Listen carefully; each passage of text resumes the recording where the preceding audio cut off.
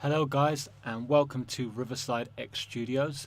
In today's video we're going to be looking at the new plugin from FabFilter called Pro-R.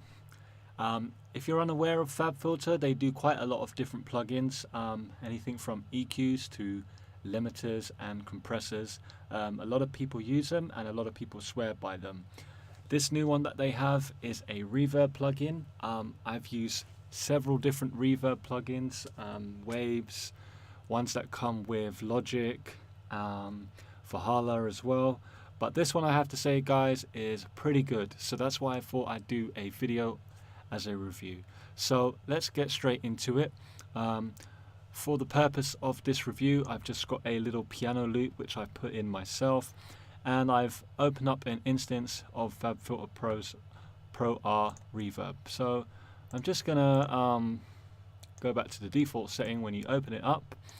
And first things first, when you open up a instance of Pro-R, you're going to see this window here. At the top here, you've got all these different knobs, which I'm going to go over in just a second. And you also have an EQ section.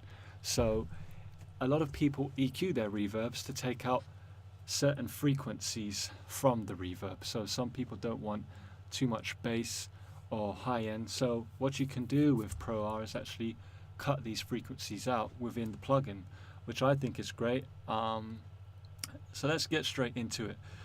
The first knob right here is the brightness knob. This pretty much is self-explanatory. It kind of is used for the sound of the reverb. So if you want a more darker sounding reverb, you would put the knob towards the dark and then bright this way.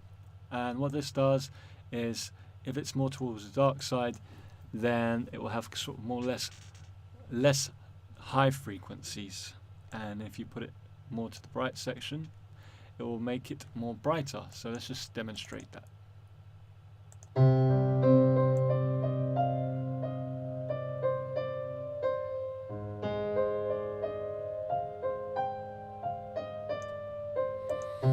Okay guys, so I'm not sure if you heard that, but when I put it more this way towards the bright, sounds more of that high frequency sound, and then towards this side more darker. And if I actually load up a bus on the reverb, okay, just go in here, go to my FabFilter Pro-R, there we go, and I'm just going to solo the reverb itself.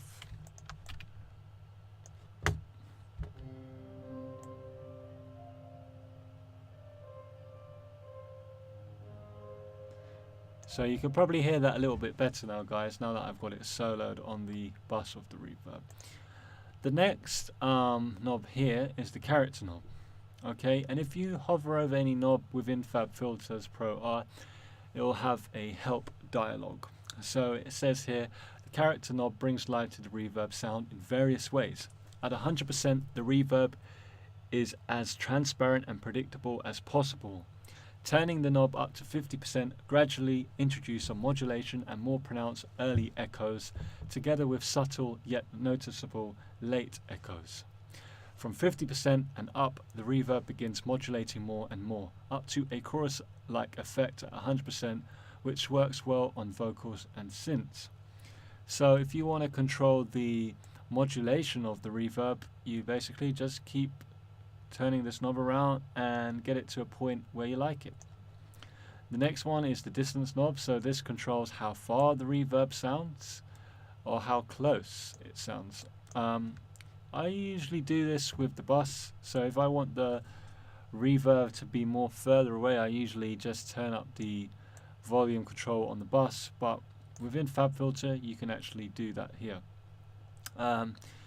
This is one of the most important knobs, I suppose. This is the decay. So you can set your decay time, and then you have your decay rate. And then the next one here I like is the stereo width button. So this can be used to widen the reverb or to make it more narrower, mono. And then you also have a mix signal button. So if you have this as an insert, obviously you would have it more towards this side, but since I've got it on a bus right now, I'll have the mix at 100%. Another great feature as well with this plugin is its presets. So if you look here, loads of different presets for different types of situations that you may need, and they're all pretty good. I've tested a few of them. So let's go to vocal slap. And another great thing as well is it shows you the type of EQ curves it's doing. So for example, for the reverb itself, it's sort of doing like an Abbey Road style reverb where it's cutting a lot of the low frequencies and also some of the high. And then it's also got an EQ for the decay rate, which I haven't looked into thoroughly just yet. And also we have an analyzer, so if you just go back to here and just go to default setting, you can analyze the audio coming into the reverb by putting on this here.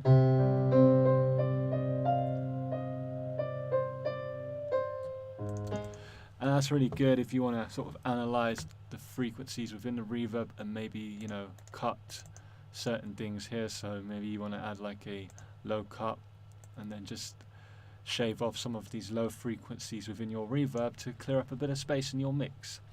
And I think pretty much that's it, guys. I would definitely recommend checking out this plugin. I believe you can get it as a demo if you head over to the FabFilter website and check out the new Pro-R.